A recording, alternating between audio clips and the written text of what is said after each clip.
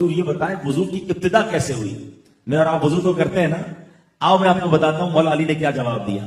مولا علی شیر خدا نے فرمایا کہ جب اللہ کریم نے فرشتوں کو فرمایا تھا نا کہ میں زمین پر اپنا ایک خلیفہ بنانا چاہتا ہوں، میں زمین میں اپنا نائب بنانے والا ہوں، فرشتوں نے جواب میں کیا کہا تھا؟ اَتَجْعَلُ فِيهَا مَن يُفْسِدُ فِيهَا وَيَسْفِكُ الدِّمَاءَ، اے اللہ کیا ایسے کو نائب کرے گا جو اس میں فساد پھیلائے اور خون ریزیاں کرے؟ تو اللہ کریم نے کیا فرمایا؟ انی اعلم ما لا تعلمون، مجھے معلوم ہے جو تم نہیں جانتے. اب فرشتوں کو لگا کہ ہم نے تو اللہ کی بارگاہ میں گستاخی کر دی ہے، اللہ کی بارگاہ میں جرت کر لی ہے، ہمیں سوال نہیں کرنا چاہیے تھا. اب فرشتوں نے اللہ کی بارگاہ میں معافی مانگی، مغفرت اور رضا چاہی، عرش الہی کا طواف کرنے لگے. تو اللہ پاک نے فرمایا کہ کیا تم میری طرف سے مغفرت چاہتے ہو؟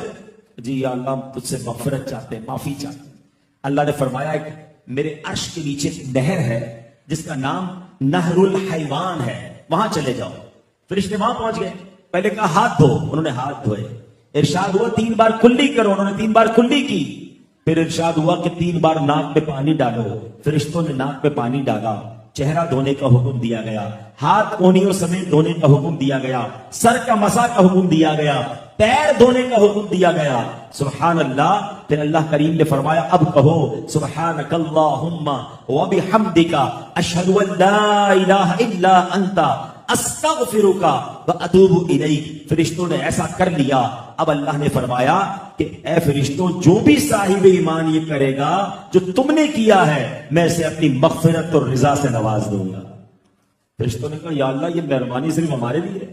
فرمایا نہیں، صرف تمہارے لیے نہیں بلکہ جسے میں خلیفہ بناؤں گا، حضرت آدم علیہ السلام، اس کی اولاد کے لیے بھی یہ فضیلت ہے. یعنی اولاد آدم میں سے بھی جو یہ عمل کرے گا، یعنی وضو کرے گا، میں اس کی مغفرت فرما دوں گا. تو وضو کی ابتدا فرشتوں سے ہوئی ہے. وضو کا طریقہ اللہ نے فرشتوں کو بتایا ہے، اور سبحان اللہ یہ ہم پر مہربانی کی گئی. امام غزالی فرماتے ہیں کہ آگ آج بھی بجھانے کے 2 ہی طریقے ہیں جو بڑے بڑے ریلائبل ہیں. یا تو پانی ڈال دو ورنہ مٹی ڈال دو، اس سے کیا ہوگا؟ آگ بجھ جائے گی. امام غزالی کہتے ہیں جو بندہ وضو کرتا ہے، پانی نہیں تو تیمم کرتا ہے، یہ آگ یا یہ جو مٹی ہے نا، جہنم کی آگ کو اس سے بجھا دے گی. اچھا ویسے جتنی بڑی آگ ہو اتنا پانی چاہیے، بڑے بڑے کنٹینر، بڑے بڑے ٹینکر لگانے پڑتے ہیں تب جا کے آگ بجھتی ہے. وضو کا پانی تو بہت تھوڑا ہے. فرمایا اتنا بابرکت پانی ہے کہ یہ تھوڑے سے قطرے جو ہیں اس بندے کے لیے جہنم کی آگ کو بجھا دیں گے. پھر امام غزالی نے ایک اور بڑی پیاری بات فرمائی. آپ فرماتے ہیں کہ وضو کے 4 فرض کیوں ہیں؟ اور بھی تو کوئی فرض ہو سکتا تھا. دیکھو یہ صوفیاء کرام کی حکمت بھری باتیں ہیں. امام غزالی فرماتے 4 عذاب ہیں. وضو کے فرض کتنے ہیں؟ 4 ہیں. گویا رحمت الہی پکار رہی ہے، اے میرے بندوں وضو میں چہرہ دھویا کرو، قیامت کے دن چہرہ سیاہ نہیں ہوگا، تمہارا چہرہ چمکے گا. فرمایا اپنے ہاتھ دھویا کرو، تمہارا نامہ اعمال الٹے ہاتھ میں نہیں، تمہارے سیدھے ہاتھ میں دیا جائے گا. فرمایا سر کا مسح اور پیر دھویا کرو، تمہیں پیشانی سے پکڑ کر جہنم میں نہیں ڈالا جائے گا بلکہ تمہارے سر پر جنت کا تاج سجایا جائے گا. پیر دھویا کرو، تمہارے پیروں میں جہنم کی بیڑیاں نہیں پڑیں گی، تو پل صراط پر تمہارے پیر ڈگمگائیں گے نہیں بلکہ پل صراط سے تم آسانی سے جنت میں داخل ہو جاؤ. حضرت ابو ہریرہ رضی اللہ تعالیٰ عنہ سے روایت ہے، نبی کریم صلی اللہ تعالیٰ علیہ وسلم نے نماز فجر کے وقت حضرت بلال رضی اللہ تعالیٰ عنہ سے فرمایا کہ اے بلال، تم نے اسلام میں سب سے زیادہ امید والا جو عمل کیا ہے اس کو مجھ سے بیان کرو، اس لیے کہ میں نے جنت میں تمہارے جوتوں کی آہٹ اپنے آگے سنی ہے.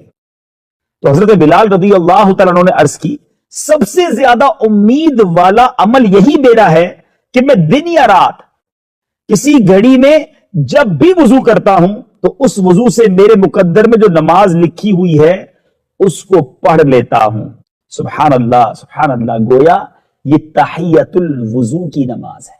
جب وضو کیا جائے 2 رکعت نفل ادا کر لی جائے. یہ جو نماز ہے، جیسے آپ نے ظہر کے لیے وضو کیا، ظہر پڑھ لی، تو یہ بھی تحیت الوضو ہو جاتی ہے. لیکن اگر الگ سے 2 رکعت پڑھ لی جائے تو کیا بات ہے مدینے کی. الحمدللہ دعوت اسلامی کے مدنی ماحول میں یہ مدنی انعام بھی ہے کہ روزانہ تحیت الوضو اور تحیت المسجد پڑھی جائے. چلیں آج اس عمل پر بھی نیت کر لیجئے. اچھا آپ ذرا اس حدیث کی شرح سنیے کہ حضرت بلال حبشی رضی اللہ تعالیٰ عنہ کے قدم نبی پاک اپنے آگے اس کی آہٹ سن رہے ہیں. سبحان اللہ. تو اس کا مطلب یہ ہے کہ شب معراج نبی پاک علیہ الصلوۃ والسلام نے جنت کی سیر فرما کر جنت میں جا کر اپنے امتیوں کا حال ملاحظہ فرمایا تو حضرت بلال کو اپنے سے آگے جنت میں چلتا ہوا دیکھا. حضرت بلال رضی اللہ تعالیٰ عنہ کا جنت میں نبی پاک علیہ الصلوۃ والسلام سے آگے آگے چلنا یہ کوئی بے ادبی کی بات نہیں ہے. بادشاہ کے کچھ خادم بادشاہ کے آگے آگے بھی چلتے ہیں, کچھ پیچھے بھی چلتے ہیں. مثلا نقیب اور چوبدار آگے چلا کرتے ہیں اور یہ دونوں بادشاہ کے با ادب خادم ہی ہوا کرتے ہیں.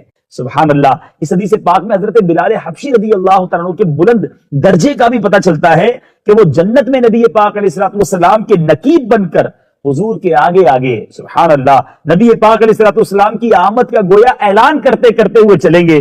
اور حدیث سے ظاہر ہوتا ہے کہ یہ رتبہ بلند ان کو نماز تحیت الوضو کی بدولت. سرکار دو عالم صلی اللہ تعالی علیہ وسلم نے فرمایا, حضرت ابو ہریرہ رضی اللہ تعالیٰ عنہ اس کے راوی ہیں اور مشکات شریف کی حدیث ہے, میرے آقا نے فرمایا میں تمہیں ایسے کاموں کا راستہ نہ بتاؤں جس سے اللہ تعالیٰ تمہارے گناہوں کو بھی مٹا دے اور تمہارے درجات کو بھی بلند فرما دے. صحابہ کرام علیہ رضوان نے عرض کیا کہ کیوں نہیں, ایسے عمل کی تو بہت ضرورت ہے. پیارے آقا علیہ الصلوۃ والسلام نے ارشاد فرمایا تکلیفوں کے باوجود کامل وضو کرنا اور مسجدوں کی طرف بکثرت قدم رکھنا اور ایک نماز کے بعد دوسری نماز کا انتظار کرنا, یہ چیزیں جہاد کے حکم میں ہیں. سبحان اللہ. اب مشکلوں کے باوجود تکلیف کے باوجود کامل وضو کرنا بھی اس میں ایک عمل ہے. بعض اوقات سردی میں وضو کرنا مشکل لگتا ہے, تھکن بہت ہوتی ہے تو نماز کے لیے وضو کے لیے اٹھنا بہت بھاری پڑتا ہے, لیکن اب یہ مشکل ہے, تکلیف ہے, مگر اللہ کی رضا کے لیے اگر اس وقت کامل وضو کیا جائے تو آپ نے اس کی فضیلت سنی.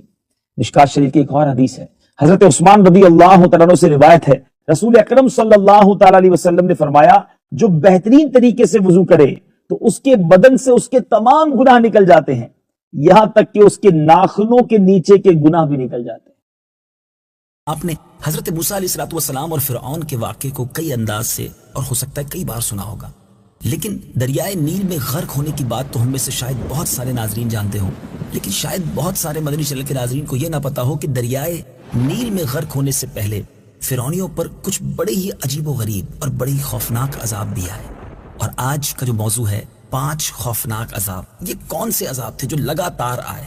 جی ہاں میرے میٹھے اسلامی بھائیوں, جب حضرت موسیٰ علیہ الصلوۃ والسلام کا عصا جو جنتی لاٹھی واقعے میں ہم سن بھی چکے ہیں کہ اژدہا بن کر اس عصا نے اس لاٹھی نے جادوگروں کے سانپوں کو نگل لیا تھا, تو جادوگر تو سجدے میں گر کر ایمان لے آئے, مگر فرعون اور اس کے ماننے والے اب بھی حضرت موسیٰ علیہ الصلوۃ والسلام پر ایمان نہ لائے, بلکہ فرعون کا کفر اور سرکشی اور زیادہ بڑھ گئی اور بنی اسرائیل کے مومنین اور حضرت موسیٰ علیہ الصلوۃ والسلام کو وہ خوب تکلیفیں دینے لگے, بڑی ایذا رسانی کرنے لگے اور طرح طرح سے ستانا شروع کر دیا.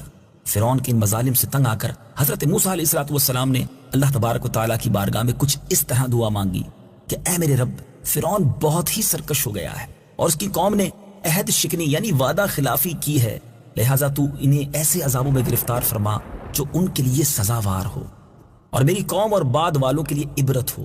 اب اللہ کے نبی نے یہ دعا مانگی تھی اور یقیناً انبیاء کرام علیہ الصلوۃ والسلام کی دعائیں تو یقیناً قبول ہوتی ہیں. تو اب کیسے عذاب آئے؟ لگاتار 5 عذاب آئے اور یہ ایسے عجیب و غریب واقعات ہیں کہ سنے تو جس کو کہتے ہیں نا رونگٹے کھڑے ہو جائیں, انسان حیران ہو جاتا ہے کہ اللہ تعالیٰ نے اس دنیا میں اپنی قدرت کے کیسے کیسے نظارے دکھائے. لیکن یہ قوم بھی کتنی عجیب تھی کہ بار بار سمجھانے کے باوجود, بار بار تنبیہ کے باوجود, بار بار قدرت کی نشانیاں دکھانے کے باوجود توبہ نہیں کرتی تھی, ایمان نہیں لاتی تھی. اب پہلا جو عذاب آیا وہ طوفان کا عذاب تھا. اچانک ایک بڑا ابر یعنی ایک بڑا بادل آیا, ہر طرف اندھیرا چھا گیا, پھر انتہائی زوردار بارش ہوئی اور پھر طوفان آ گیا. فرعونیوں کے گھروں میں پانی بھر گیا اور وہ اس میں کھڑے رہ گئے, پانی ان کے گردنوں تک آ گیا, ان میں سے جو بیٹھتا وہ ڈوب کر ہلاک ہو جاتا. یعنی اتنا پانی تھا, نہ ہل سکتے تھے, نہ کوئی کام کر سکتے تھے, نہ کھیتیاں, نہ باغات, سب طوفان کی وجہ سے برباد ہو گئے. ایک ہفتے سے یعنی ہفتے کے دن سے اگلے ہفتے کے دن تک 7 روز تک مسلسل یہ لوگ اس مصیبت میں گرفتار رہے. اب یہاں ایک عجیب بات یہ تھی کہ باوجود یہ کہ بنی اسرائیل اور فرعونیوں کے جو مکانات تھے وہ ملے ہوئے تھے, مگر بنی اسرائیل جو حضرت موسیٰ علیہ الصلوۃ والسلام پر ایمان والے تھے ان کے گھروں میں پانی نہیں تھا اور برابر میں فرعونی کا گھر تھا, اس کے گھر میں پانی بھرا ہوا تھا. یعنی بنی اسرائیل کے لوگ اس پرابلم میں بھی, اس مصیبت کے وقت میں بھی بڑے چین سے رہ رہے تھے, کیونکہ ان کے گھروں میں پانی نہیں تھا، اب ان لوگوں میں اس عذاب کو سہنے کی طاقت نہ رہی۔ حضرت موسیٰ علیہ السلام کے دربار میں آئے، آ کر عرض کی کہ حضور آپ دعا کیجئے یہ مصیبت ٹل جائے تو ہم ایمان لے آئیں گے، بنی اسرائیل کو آپ کے پاس بھیج دیں گے۔ چنانچہ آپ نے دعا مانگی، طوفان کی بلا ٹل گئی اور زمین ایک بار پھر ایسی سرسبز ہو گئی، پھلوں سے یوں سمجھیے درخت لد گئے۔ تو اب یہ دیکھ کر بنی اسرائیل کہنے لگے کہ یہ بارش تو ہمارے لیے بڑی فائدے مند تھی، یہ طوفان تو ہمارے لیے بڑے کام کا تھا۔ تو اب انہوں نے جناب اپنے عہد کو توڑ دیا، پھر ایمان نہ لائے اور پھر سرکشی کی، پھر ظلم شروع کر دیا۔ اب میٹھے اسلامی بھائیوں، ایک ماہ گزرا، فرعونی عافیت میں رہے اور بنی اسرائیل والوں پر، حضرت موسیٰ علیہ السلام کے ماننے والوں پر پھر ظلم کرنا شروع کر چکے تھے۔ مگر ایک مہینے کے بعد پھر اللہ تعالیٰ نے اپنے قہر کو، اپنے عذاب کو ٹڈیوں کی شکل میں بھیج دیا۔ اب ٹڈیاں جھنڈ کے جھنڈ، یعنی بڑے بڑے غول ٹڈیوں کے آ گئے، ان کی کھیتیوں، باغوں کو، یہاں تک کہ ان کے مکانات کی لکڑیوں کو بھی وہ کھا گئے، اور فرعونیوں کے گھروں میں یہ ٹڈیاں بھر گئیں جس سے ان کا سانس لینا مشکل ہو گیا۔ مگر بنی اسرائیل کے جو مومنین تھے، یعنی اسی شہر میں رہتے تھے، مگر ان کے باغ بھی ٹھیک رہے، ان کے کھیتوں میں بھی کوئی پرابلم نہیں تھی، وہ گھروں میں بھی سکون سے رہتے تھے۔ اب ایک ہفتہ اس طرح کیسے گزارا؟ اب فرعونیوں کو بڑی عبرت ہوئی، حضرت موسیٰ علیہ السلام کے پاس پھر آئے، عہد کیے، پیمان کیے کہ حضور اب ایک بار معاف کر دیجئے، اللہ کی بارگاہ میں دعا کر دیجئے، اب بنی اسرائیل پر کوئی ظلم نہیں کریں گے بلکہ ہم خود بھی ایمان لے آئیں گے۔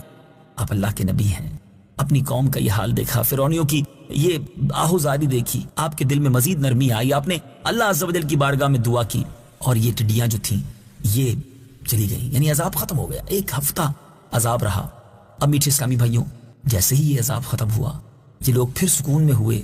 اب اس کے بعد پھر عہد شکنی کی، پھر ظلم کرنے لگے، پھر ایمان نہ لائے، بلکہ کہنے لگے کہ جو ٹڈیوں کے جانے کے بعد ہمارا مال بچ گیا ہے، ہمارے گھر بچ گئے ہیں، یہی ہمارے لیے کافی ہیں، ہم اپنا دین کیوں چھوڑیں؟ اے میرے میٹھے اسلامی بھائیوں، آپ یہ سنتے جا رہے ہیں اور سوچتے جا رہے ہیں یہ قوم کیسی تھی جو اتنے عذابات کے بعد بھی اللہ پر ایمان نہ لائے۔ حضرت موسیٰ علیہ السلام کا حلم، بردباری اور نرمی کتنی تھی کہ بار بار بات نہ ماننے کے باوجود بھی اللہ کی بارگاہ میں ان کے لیے دعا فرماتے تھے۔ 2 عذابات کا تذکرہ ہم سن چکے، آئیے مزید 3 بڑے ہی عجیب و غریب اور بڑے ہی خوفناک عذابات کے بارے میں سنتے ہیں۔ تیسرا عذاب جو اس قوم پر آیا وہ تھا گھن، جو ان فرعونیوں کے اناجوں اور پھلوں میں لگ گیا، تمام غلوں اور میووں کو کھا گیا۔ بعض مفسرین نے فرمایا کہ یہ ایک چھوٹا سا کیڑا تھا جو کھیتوں کی تیار فصلوں کو چٹ کر گیا اور ان کے کپڑوں میں گھس کر ان کے چمڑوں کو کاٹ کاٹ کر انہیں مرغے بسمل کی طرح تڑپانے لگا، یہاں تک کہ ان کے سر کے بالوں، داڑھی، مونچھوں، بھووں، پلکوں کو چاٹ چاٹ کر، چہروں کو کاٹ کاٹ کر انہیں چیچک زدہ بنا دیا۔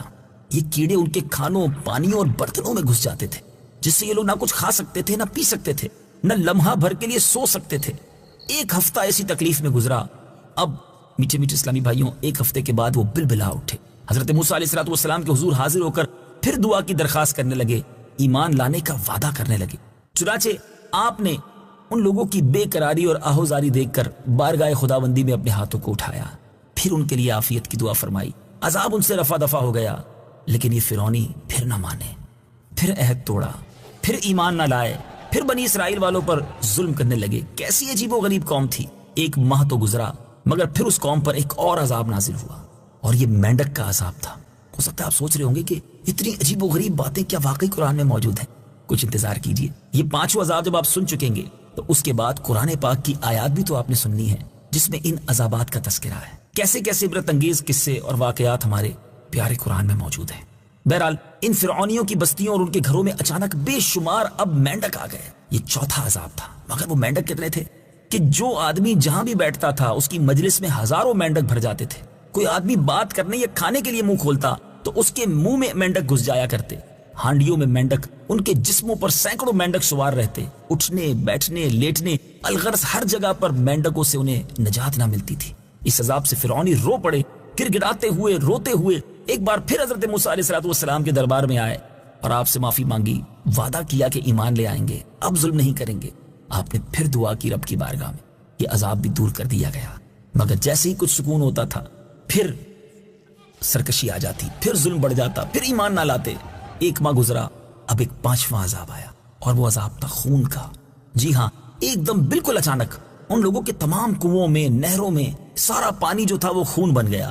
ان لوگوں نے فرعون سے فریاد کی تو فرعون نے کہا کہ یہ حضرت موسیٰ علیہ السلام کی معاذ اللہ جادوگری اور نظر بندی ہے، یہ سن کر فرعونیوں نے کہا کہ یہ کیسی نظر بندی ہے کہ کھانے پینے کے برتن خون سے بھرے پڑے ہیں، لیکن جو مومنین ہیں، جو حضرت موسیٰ علیہ السلام پر ایمان لانے والے، ان کے برتن ٹھیک ہیں، وہاں پانی ہے، ان کے کنووں میں بھی پانی ہے، ان کی نہروں میں بھی پانی ہے، مگر ہماری ہر چیز خون سے بھر چکی ہے۔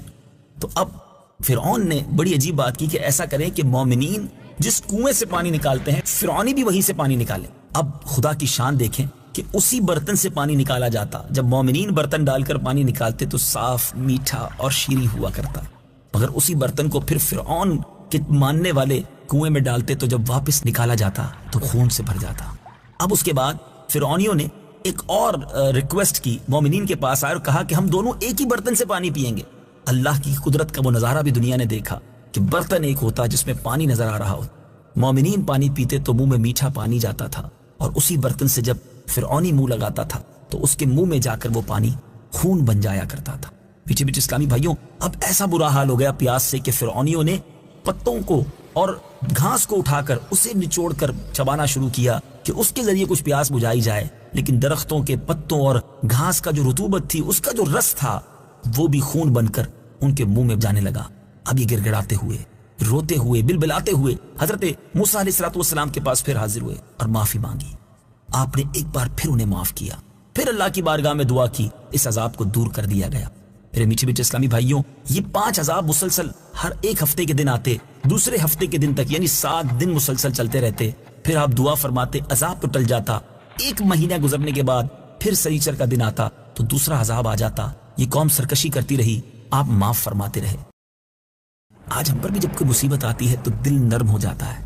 بعض لوگ مسجدوں میں نظر آنے لگ جاتے ہیں، اچھی بات ہے، مصیبت میں اللہ کو ضرور یاد کرنا چاہیے، لیکن جیسے ہی مصیبت دور ہوتی ہے، جیسے ہی راحتیں ملنا شروع ہوتی ہیں، لوگ پھر سرکشی میں، پھر گناہوں میں پڑ جاتے ہیں۔ ایسا نہیں کرنا چاہیے، ہمیں راحتوں میں بھی اپنے رب کی فرما برداری کرنی چاہیے، ہمیں تکلیفوں میں بھی اپنے رب ہی کو یاد کرنا چاہیے۔ اور اسی واقعے سے ایک اور بڑی پیاری بات سیکھنے کو مل رہی ہے کہ حضرت موسیٰ علیہ السلام کا حلم، بردباری اور نرمی تو دیکھیے، ستا بھی رہی ہے قوم، پریشان بھی کر رہی ہے، مگر آپ معاف کیے جا رہے ہیں، ہر بار انہیں معاف فرماتے ہیں، ہر بار ان کے لیے دعا کرتے ہیں۔ پیارے آقا علیہ السلام کی سیرت میں یہ پہلو تو اور زیادہ موجود ہے کہ آپ نے جان کے پیاسوں کو، خون کے پیاسوں کو معاف فرمایا۔ اے میرے میٹھے اسلامی بھائیوں، کیا ہم معاف کرتے ہیں؟ کیا ہم درگزر کرتے ہیں؟ چھوٹی چھوٹی باتیں یاد رکھ کے دشمنیاں چلاتے ہیں، خاندان کے خاندان ان دشمنیوں کی وجہ سے برباد ہو گئے ہیں۔ آئیے میٹھے اسلامی بھائیوں، اس قرآنی واقعے سے یہ درس حاصل کریں کہ ہم بھی معاف کرنے والے بنیں، ہم بھی دل بڑا کریں۔ میرے آقا علیہ السلام کا ایک خوبصورت ارشاد ہے، یعنی جو تم سے تعلق توڑے تم اس سے تعلق جوڑو، اور جو تم پر ظلم کرے تم اسے معاف کر دو، اور جو تمہیں محروم کرے تم اسے عطا کرو۔ یہ 3 عادتیں بڑی پیاری ہیں، بلکہ بعض روایتوں میں تو یہ مفہوم ملتا ہے کہ جو ان 3 باتوں پر عمل کرے گا، اللہ تعالیٰ جنت میں اسے اعلیٰ گھر بھی عطا فرمائے گا، اس کا حساب بھی آسانی سے لے گا۔ دیکھیں نا، میں بھی یہی چاہتا ہوں اور آپ بھی یہی چاہتے ہیں کہ ہم جنت میں بھی جائیں اور ہمارا حساب بھی آسانی سے لیا جائے، تو ان 3 باتوں پر عمل کرنے کی نیت کر لیجیے۔ حضرت شیخ سعدی رحمۃ اللہ تعالی علیہ اسی حدیث کی ترجمانی کرتے ہوئے بڑا پیارا شعر ارشاد فرماتے ہیں، جس کا ترجمہ ہے کہ برائی کا برا بدلہ دینا تو بہت آسان ہے، اگر تم جواں مرد ہو تو برائی کرنے والے کے ساتھ بھلائی کرو۔ ہے یہ مشکل، لیکن مردانگی بھی تو اسی میں ہے نا۔ ایک اور حدیث پاک ہے جس کا خلاصہ ہے کہ پہلوان وہ نہیں جو غصے کے وقت کسی کو پچھاڑ دے، پہلوان